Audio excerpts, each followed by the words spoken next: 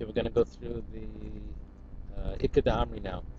Question 8. What does the Ikad Amri do differently than the first way of learning? Let's take a look in the Gemara what the Ikad Amri does. The Ikad Amri, there are those that say, Amar Rav Nachman bar Papa, Rav Nachman bar Papa says, Afana Nami Tanina, we also learned this in the Mishnah. What did we also learn in the Mishnah? Well, in the case of the Shoyel, he was chayiv for the transport only during the time of borrowing, but after the time of borrowing he was pater. Well, Rav Nachman bar Papa says, I also learned that in the Mishnah. That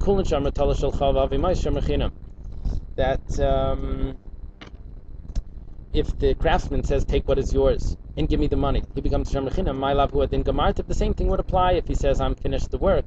So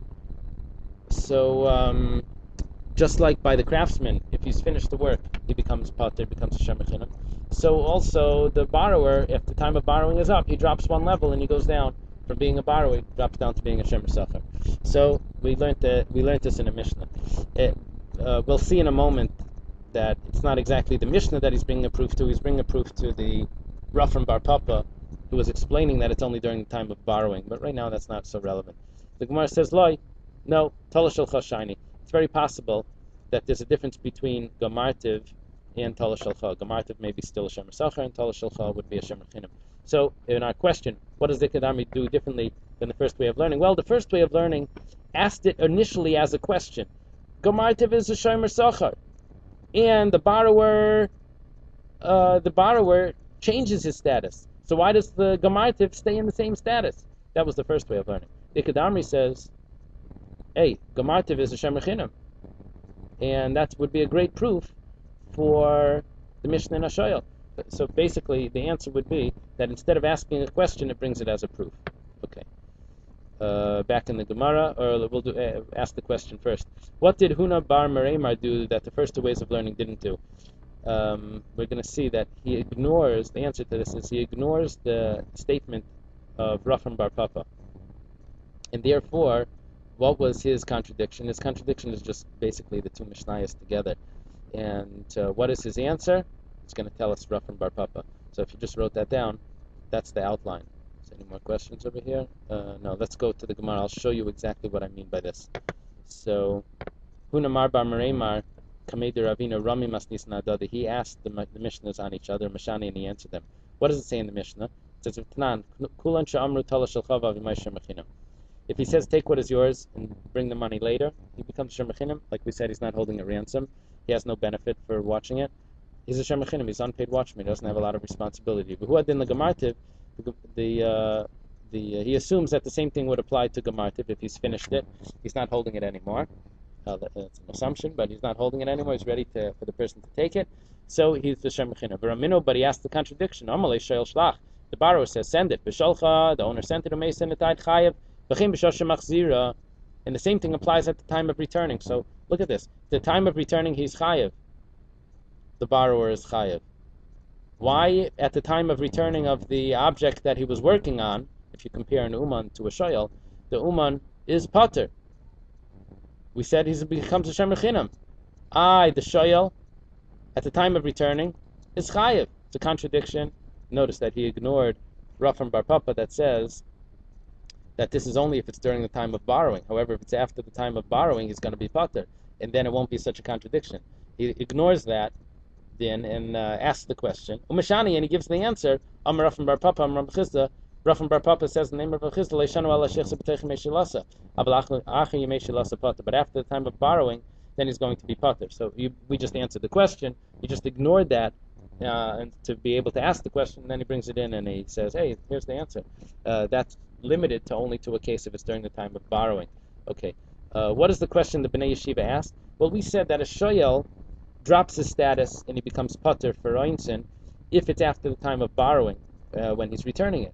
Now, what the Bnei Yeshiva asked is he a Shem Sacher then, or is he a Shem Rechinam? Look back at our chart. There's a big difference. The question is right here. Let's do that again. Is he going to be chayav or pater on Geneva Aveda? So we know he's not a shoyel, but is he a Shem Sacher or Shem Rechinam? That's the question. What does Amemar say? What does Amemar say? The probable answer is, let's write that just a little clearer. probable answer is take out their question. And that way, it should be a little clear. It doesn't look right. Probable.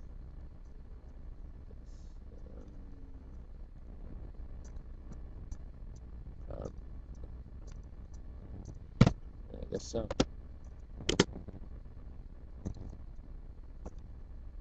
Yeah. Okay.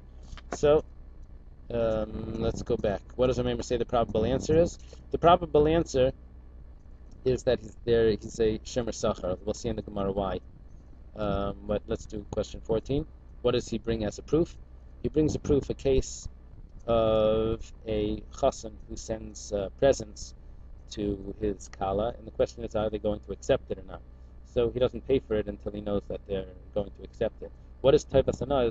Tevas Hana is that benefit that he has, that they think that he's generous and that they're grateful to him for sending the present. Whether they accept it or not, they still have that. They're still grateful for that.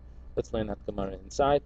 So it says like this: Ibayalahu, the Bnei Yeshiva had a question. Pater Mishael v'chayv kashem sachar.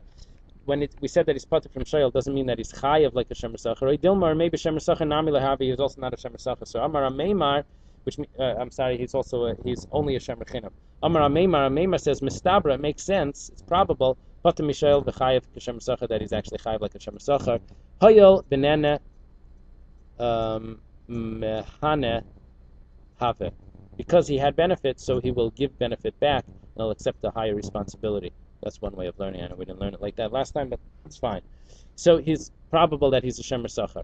Tani Kavasei Adam Meimer will bring a brisa that seems to go along with what a Meimer says. And if someone buys utensils from a worker, a craftsman, to send it to his in-law's house, and he tells the craftsman, if they accept it, many from me, I will give you the money.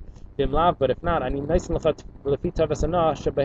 I'll give you according to the benefit that I have from them, which is the gratefulness that they'll have to me, and the benefit that I had, that I was able to show that I'm sending a present. However, Benensu, the case happened that an accident happened balicha on the way. Then the din would be chayiv. But bechazira, if it's on the way back, then he's pater. The reason why he's pater is because he's only a shemer sachar, and if an accident happens, the shemer sachar is pater. Again, he's a shemer sachar is only chayiv on gneiv v'aveda. Whatever the case is, here we're looking at a story of a worker. A chassan that starts off in a certain status, and on the return trip, he drops down to being a shemer sachar, and he has a certain benefit from it. Similarly, what is his benefit? Well, the fact that he took it initially and the person agreed to it, that was his benefit. So he continues to have a certain responsibility.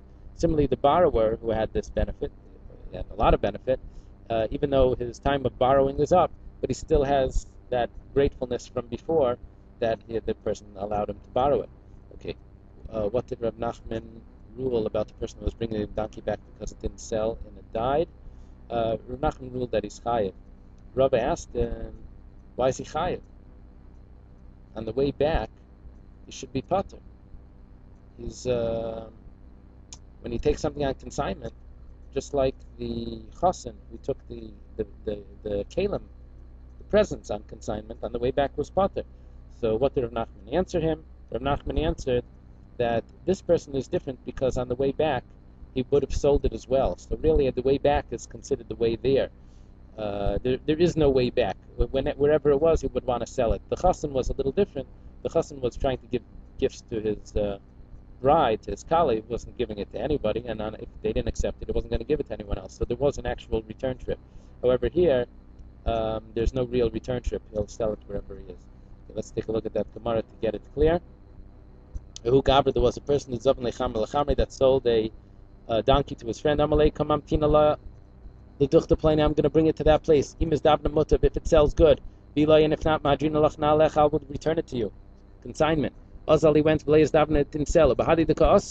But on the way back, it died, or an accident happened. Also, Rav Nachman Chayv, they came in front of Rav Nachman. He said, Chayv Esvei, Rabba Rav Nachman, or Rabba asked Rav Nachman, Nensu Balicha Chayv B'chazara Potter. If an accident happens on the way there, he's Chayv. You recognize that from before? Balicha Chayv B'chazara Potter. Well, he's quoting this brisa. On the way there, you Chayav. On the way back, you Potter. Because he's only a Shemer Sacher who's Potter on Einstein. Amalei, so he tells him, Chazar the Hai Halichahi. This person's returning is like going. My time Svarahu, it's logical. B'chazirasai, on his way back, Ilu Ashkach Lizvune, if he would find someone to buy it, Milo Zavna, would he not sell it? Okay. So therefore, the way there, the way back should have the din of the way there, which is Chayav.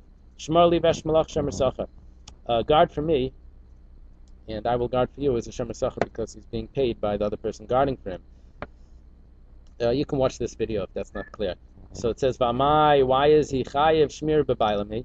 It's considered Shmir B'Bailam. And like we said in that other video, that Shmir B'Bailam is if at the time of my borrowing, the owner is doing work for me at the same time, so then I'm Pater. Now, over here, the Gemara assumes that guard for me, and I will guard for you at the same time, I'm a Shemer Sacher. The question is, why am I considered Shemer Sacher? I should be Pater on everything, because you're working for me at the same time that I'm watching your thing.